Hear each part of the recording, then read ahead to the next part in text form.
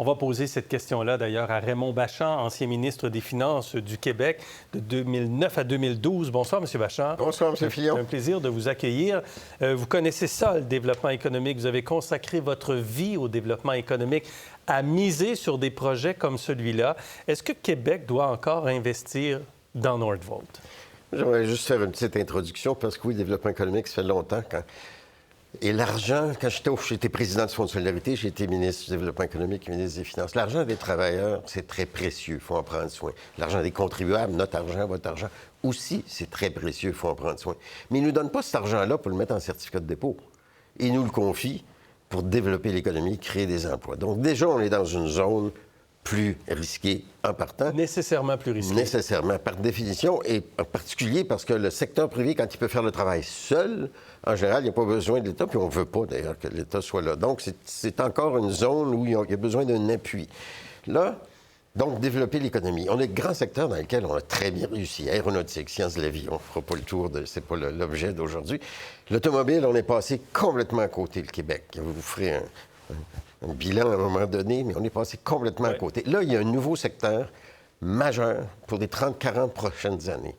Est-ce que la décision qu'on va prendre, est-ce qu'on prend notre place alors qu'on a des atouts importants, puis pas juste l'énergie, les minéraux, etc., ou on laisse passer? Les Américains mettent des milliards de dollars pour que ça se passe, j'allais dire en Amérique du Nord, mais America, c'est les États-Unis. Le Canada, François-Philippe Champagne et Pierre Fitzgibbon ont dit, nous aussi, on va prendre notre place, puis le Québec pourrait tout laisser ça à l'Ontario comme ça s'est fait dans le passé, puis il faut prendre notre place.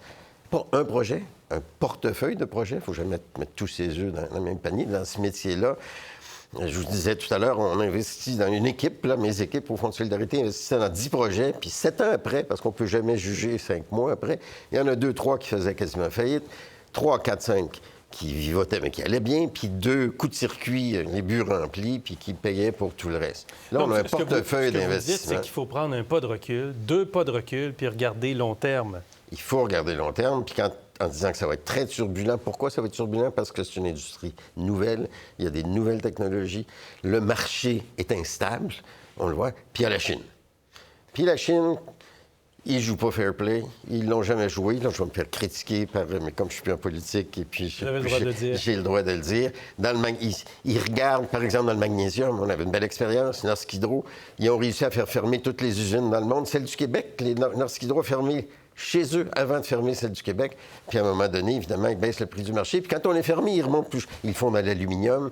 Ils ne jouent pas avec les mêmes règles du jeu que nous, mais ils sont là, puis c'est dur. Je reviens donc à ma question de base. Est-ce que vous pensez que le gouvernement Legault doit continuer à investir dans Nordvolt?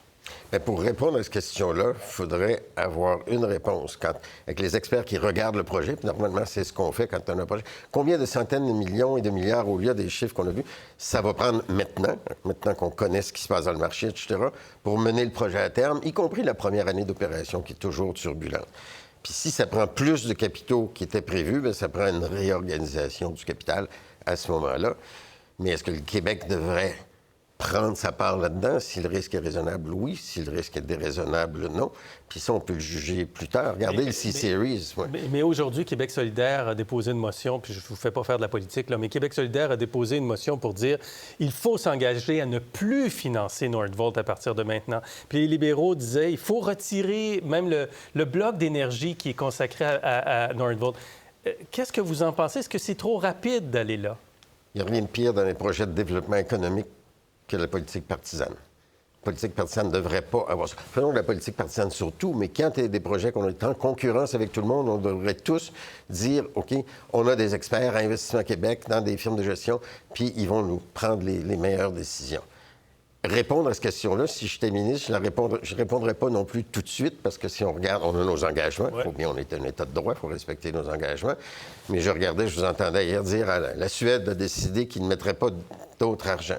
Bien sûr qu'ils ont décidé ça. On verra.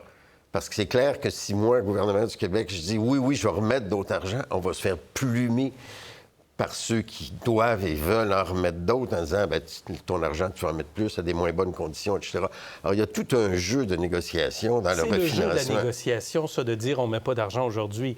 mais dans quelques mois, la Suède pourrait changer d'idée. C'est ce que je pense. Puis peut-être que le Québec, entre nous, ça se peut qu'on mette plus d'argent à un moment donné dans le projet, comme dans le C-Series. Mais quand on fera le bilan, comme l'usine de Pratt & Whitney, j'ai mis 130 millions, mais on a 2 piliers, des milliers d'emplois, puis toute notre industrie aéronautique est stabilisée. Vous faites référence à la C-Series, puis on se rappelle, il y a 20 ans, la Gaspésia. Est-ce que c'est pas ça qu'on craint en ce moment avec Nordvolt?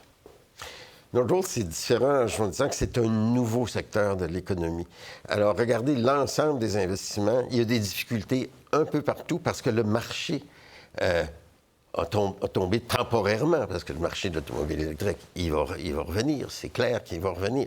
Alors, la vraie question fondamentale, est-ce qu'on prend notre place comme Québécois dans cette industrie-là, avec les dizaines de milliers d'emplois, puis toute l'industrie qui c'est pas de Nordvolt, c'est tout l'écosystème, puis les équipementiers, puis tous ceux qui les soutiennent, puis qu'après ça vont aller sur la planète vendre leurs services, ou est-ce qu'à un moment donné, on va conclure que non, c'est trop d'argent?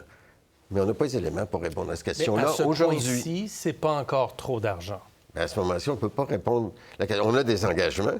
Ouais. Si Nordvolt respecte ses engagements, c'est pas trop d'argent, je suppose qu'on a pris une bonne décision au départ. Puis si, évidemment, le financement doit exploser et qu'il y ait plus d'argent, bien là, on verra. Quand Mme Fréchette parle d'un risque contrôlé, puis M. Legault parlait d'un risque calculé, risque contrôlé, risque calculé, êtes-vous de cet avis-là aussi? Bien, pour risque calculé, oui, parce qu'on prend notre place dans une nouvelle industrie. Puis calculé, je vous dirais, j'ajouterais à leur phrase dans un portefeuille d'investissement. J'aimerais ça que vous fassiez l'historique de l'industrie automobile.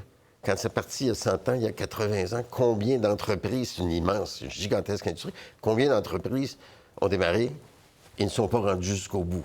Il y en a, probablement dans notre portefeuille, qui ne se rendront pas jusqu'au bout. Est-ce que ça veut dire parce qu'on a peur de ça qu'on n'investit pas? Non. Donc, il faut...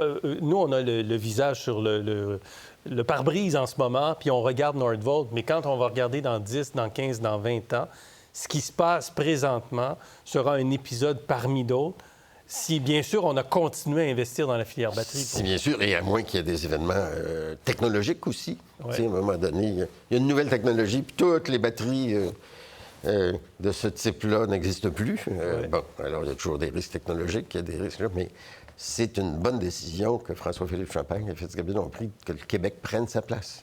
Parce qu'il y a Ottawa aussi qui est là-dedans. Oui, effectivement. Merci beaucoup, M. Bachand, d'avoir été avec nous, d'entendre votre perspective. Vous êtes toujours le bienvenu. Merci d'avoir été avec nous. Merci de l'invitation. Merci beaucoup. Pour voir nos émissions en entier, rendez-vous sur la chaîne Ici RDI.